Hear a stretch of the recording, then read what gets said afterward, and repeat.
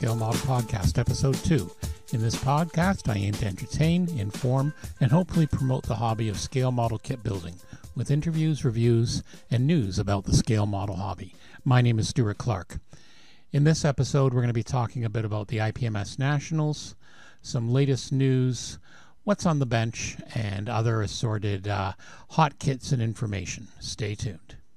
So, the IPMS Nationals are started actually yesterday and officially got underway today. The IPMS 2018 National Convention is in Phoenix, Arizona this year. There's already some awesome pictures in the gallery page. We're going to have a link to that in the show notes. Some truly amazing models coming out. I know at least one member of my local IPMS chapter is going.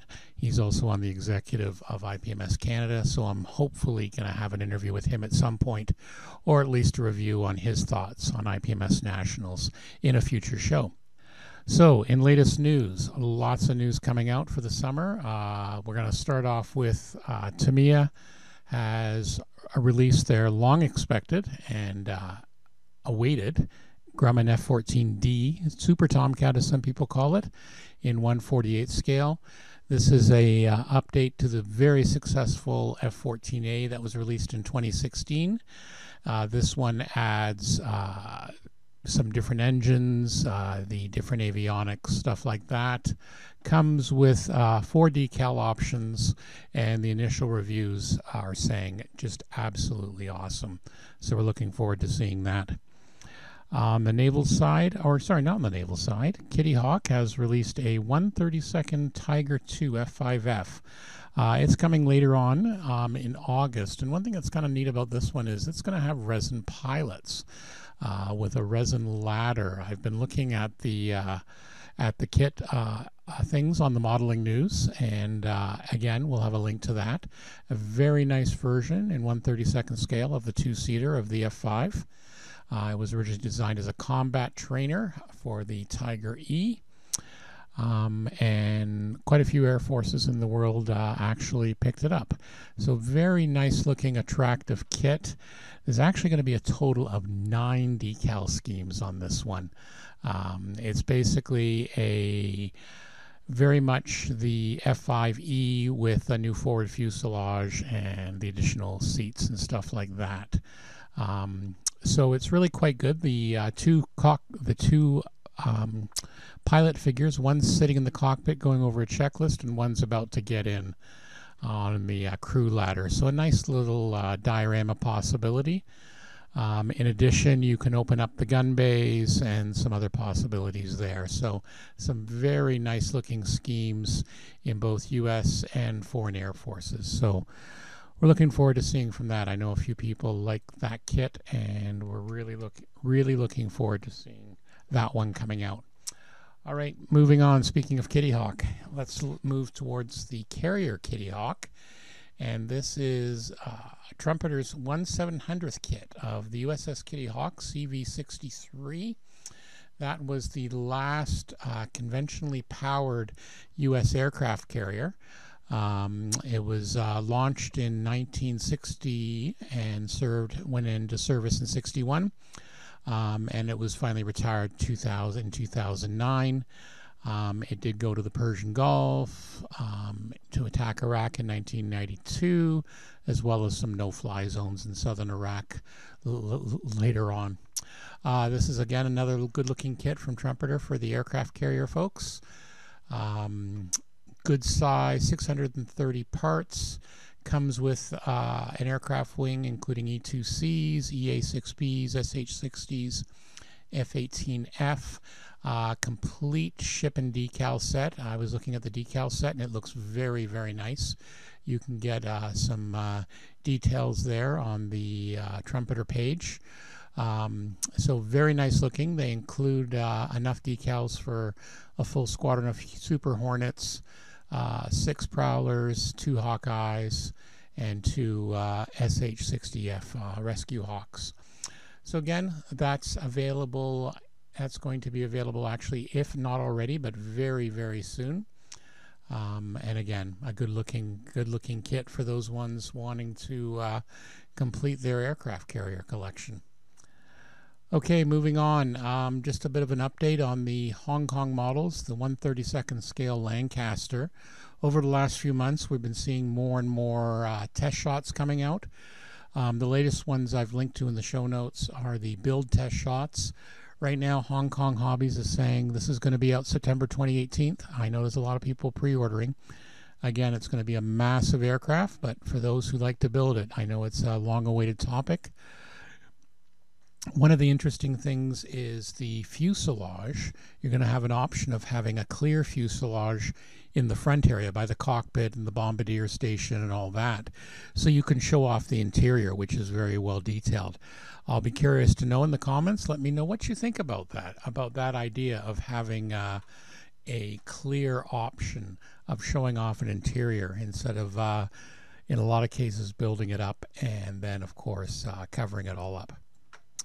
Myself, I've got a 1/72nd scale Airfix flying boat, Sunderland flying boat, and I've got the white ensign interior kit, and I would love to have something like that for that to enable me to display all the beautiful photo etch, which is otherwise covered.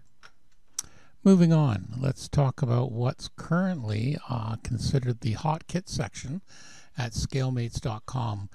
For those of you who don't know about Scalemates, go to scalemates.com. It is actually a very awesome online database and community of modelers, and you can pretty well find information, reviews, etc. on anything to do with the modeling community. This is a database and a stash manager that has been created, and modelers like you and I contribute new items as we get them, but you can also manage your stash, manage what projects you're working on, and things like that. But it's also a great place to see what's currently new and exciting and what people are basically looking at. So a couple of things I noticed here. Model collects B2A with the GBU 57A massive ordnance penetrator. Yeah, it's a mouthful. This is the B2 Spirit Bomber, 1/72nd scale. That's a pretty sizable kit, and in this case it's from the 2017, but they've added some new parts, namely the bomb I was just saying. 30,000 pounds this thing is. I think it's actually 37,000. It's designed to be a bunker buster. So again, nice looking kit. A lot of people are talking about it. A lot of people want it. It's supposed to be released fairly soon. We haven't got a firm date yet, but a lot of people are talking about it. The next one is the Eduard Mark 1B Typhoon in 48 scale. Again, this looks like a very popular kit.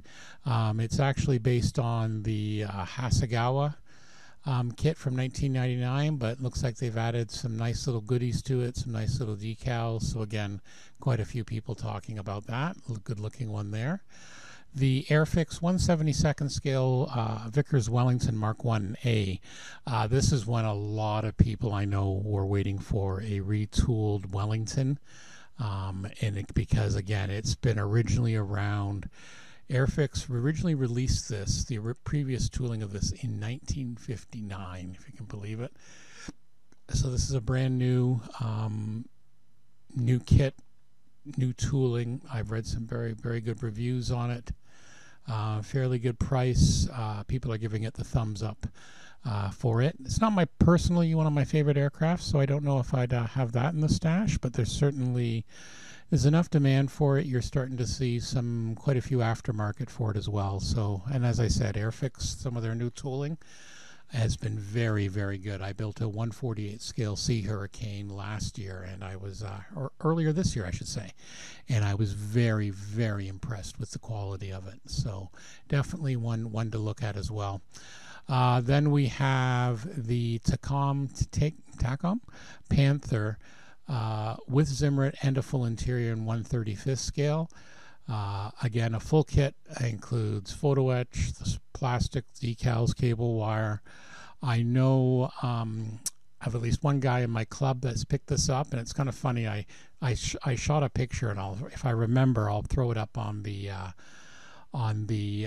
show information of this kit and a 1975 Tamiya Panther, which I've been working on. very old school, no interior or anything, and it's hilarious the different in box sizes. Again, granted, this one's got the interior and stuff like that, but again, it's just amazing to see how far the history has gone over the years with the quality and things like that. Also, Ming's released a new Jagdpanther OSG-1 tank destroyer. Again, a lot of people are talking about that apparently. 4 different schemes for that, brand new tooling from Ming. And again, I know a few people I've been seeing some talking about that in the discussion board. The Bergpanther is been just released, 1/35th scale, again from Tecom. This includes a full interior kit. This is a tank recovering vehicle based on the Panther chassis. The original tooling is actually, this is a fairly new one. They've just taken some of the existing Panther kit, added some more parts to make it a recovery vehicle. So again, another popular one if you're into Panthers. So if you have any further comments on what else should be considered a hot kit, feel free to let me know in the comments, or you can always send me an email as well, and we'll be glad to talk about that. I'm always interested to know what else modelers are talking about and what are the hot kits, because I tend to focus on aircraft and armor, maybe a little bit of ships. I tend not to know as much about some of the other areas, so I'd love to know what's going on. Moving on to what's on the bench. Well, what's on my bench right now is a Tamiya 1/35th scale Panther. It's an old school kit from 1975. I just wanted something simple that I could practice my weathering on. You can follow the build log at blackfire.ca. I've put a link in the show notes. I have hit a small snag with it, namely the commander's hatch is missing. So fortunately, I've got a colleague in the area. He's going to check his stash. He may have an extra part that I can work with. I recently finished building the Bandai 1/72nd scale TIE Interceptor. Very impressed with Bandai. I've heard very good things and people raving about it, and I can understand what the fuss was about now. The kit went together very, very well. Very tight fit. It's almost a snap together kit with how well it works. Did a basic paint job, a little bit of oil weathering, a lot of fun. Just a good simple build to put together, and I definitely would like to do a couple more of those. And again, I've got the build log at blackfire.ca for that.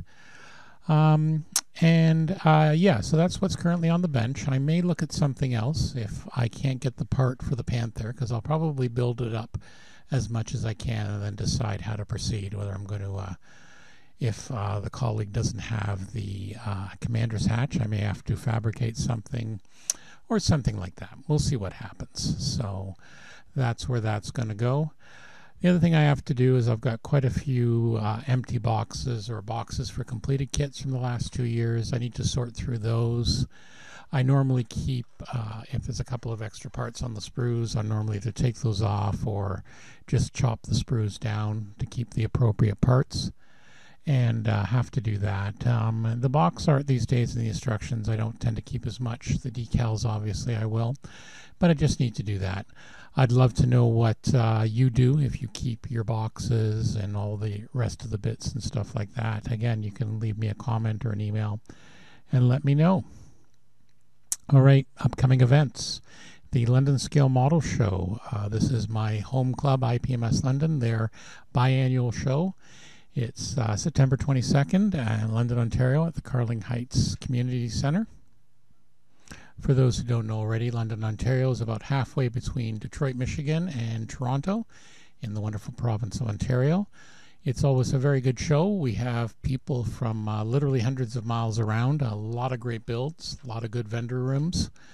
Always a lot of fun. Really, really a good day out. There's also a bunch of other things you can do in London and area if you want to make a weekend out of it. You can check that out at londonscalemodelshow.ca. Again, I'll put a link in the show notes that has all the details. This year's theme is hauling. And by hauling, that's like anything that's used to haul something else. So I know from talking to and hearing some of the commentary from the members of my local IPMS chapter, there'll be some interesting themes on that. We'll see how well those work and if the judges are happy with it.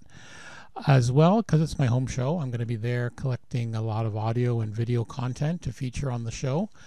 So if I see you there, or if you see me there, make sure you say stop, say hi. Maybe you'll end up on the show if I ask you some questions. All right, that's it for this time. Don't forget to subscribe. Let me know if you have any comments. And we're going to be trying to do this on a little bit more frequent basis. So for the Scale Model Podcast, Episode 2, my name is Stuart Clark. Thank you and be well.